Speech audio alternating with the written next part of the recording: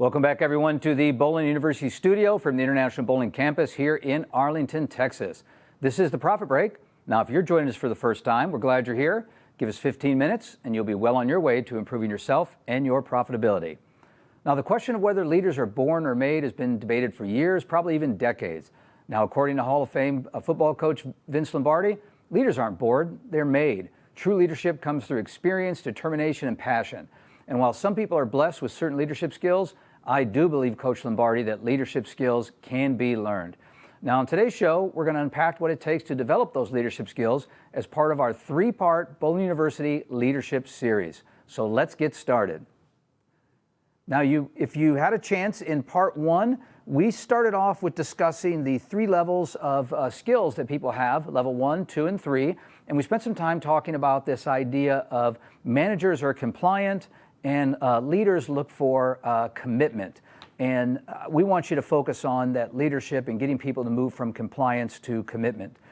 We finished lesson 1 talking a little bit about Maslow's hierarchy of needs. Now, if this is new to you or you didn't get a chance to see episode 1, I'd encourage you to pause this episode, go back, watch the first one, because building on that will help you as we get into today's topic, which is something that I am very passionate about and love talking about with all of you. And that is this whole idea of attitude versus behavior. And if you were to join us at the management school here at the campus, which I know many of you have, and if you haven't, I highly would encourage it. But we have this pretty robust discussion about this idea of attitude and behavior, and can you really change someone's attitude? If you're familiar with our talent acquisition series, we discuss about the secret to selecting the right candidate for your team is hire for attitude, train for skill. So the question becomes, can you change someone's attitude? And it's one that I'd ask you to think about. And while you may not agree with me right now, here's what I would share with you, and that is that try as you might, you can't change someone's attitude, only they can. What you can do is you can change someone's behavior. And I know for some of you, you're saying, I'm not sure I buy into that right now. Let's take a little deeper dive on what I mean by that and some of the tips and tricks on how you can distinguish between attitude and behavior.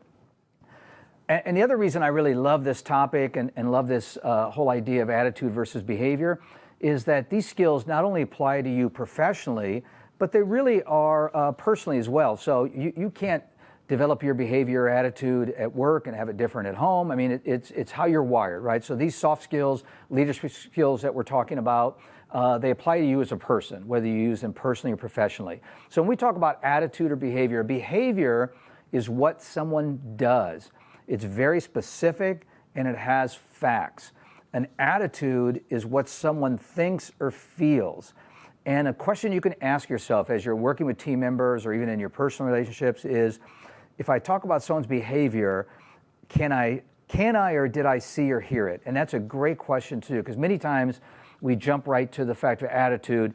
And look, I'm guilty of it, been guilty of it over the years until I really started to understand and develop and evolve in this space there is, and I like to use the example of parenting. If you've been blessed enough to have children or supervised children, you know that parenting falls right in this whole attitude behavior. I have 2 wonderful daughters. Many, many years ago when they were younger, more than one occasion, I would mention one of them, you better change your attitude, right? Whatever that topic was, when maybe they weren't following some of the direction that my wife or I had. But the reality is, what I wanted them to do was really change their behavior. The attitude is really just a manifestation of the behavior. And me escalating the situation and telling her to change her attitude, not possible. Only she could change her attitude. Only you can change your attitude. But still don't think you're with me yet. I get it. I understand. Let's take a little bit of a deeper dive. This is a great kind of a memory jogger card. I'd encourage you to take a screenshot of this and print this out and have this somewhere handy, because I really like this. Because if you want to ask yourself and have kind of that litmus test of, is what I'm dealing with an attitude or a behavior? You know, here's the sheet here. A behavior is a fact. It's factual. An attitude is just an opinion. A behavior is very specific.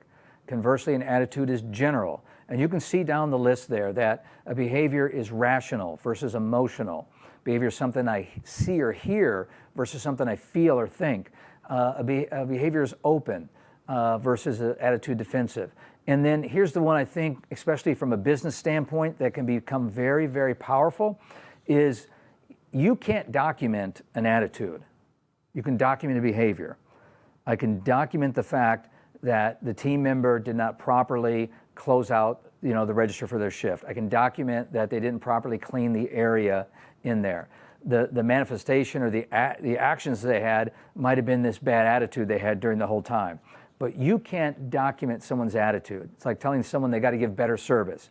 That's why the best companies, the world-class organizations that are able to quantify service and have steps of service through our service standards, another great program I recommend here through the online classes, is when you can document service, you can measure it, hold people accountable, and change their behavior. If I just tell you that you've got to give better customer service, you've got to give a better guest experience, we can't measure that, we can't wrap our arms around it, which really leads to one of my favorite statements in the terms of leadership, and one that I often get, the guys in the team here have a lot of fun with me, is that I'm often quoted as saying, if you can measure it, you can manage it.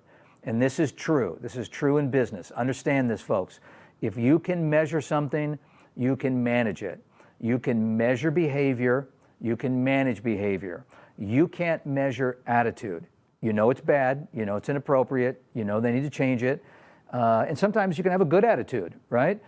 We often think of attitude as something that's negative, but many times, using the same examples that I used, for the definitions, it can apply to something good. If I tell you that, hey, you did a great job, you may not know what you did a great job doing, but if you can say specifically, you did a great job cleaning up on the checklist when you closed out the shift last night. I mean, that's something that I can measure and manage it. So we often think about attitude as a negative perception, which often it is, but the reality is it can be very positive as well. So whether you talk about attitude as a positive attitude or a negative attitude, which is probably the most common thing we talk about, know this: as you are growing in your leadership journey, if you can measure it, you can manage it. So if you would like to learn more about leadership and developing your leadership skills, make plans to join us here at the campus for one of our awesome management schools. If you have any questions, you can reach us anytime at education@bpa.com. So as we wrap up another edition of the Profit Break, remember, when your focus is on growing people, people will grow your business. Now, this episode, as well as all our previous episodes, available 24/7 for you and the team at bowlinuniversity.net.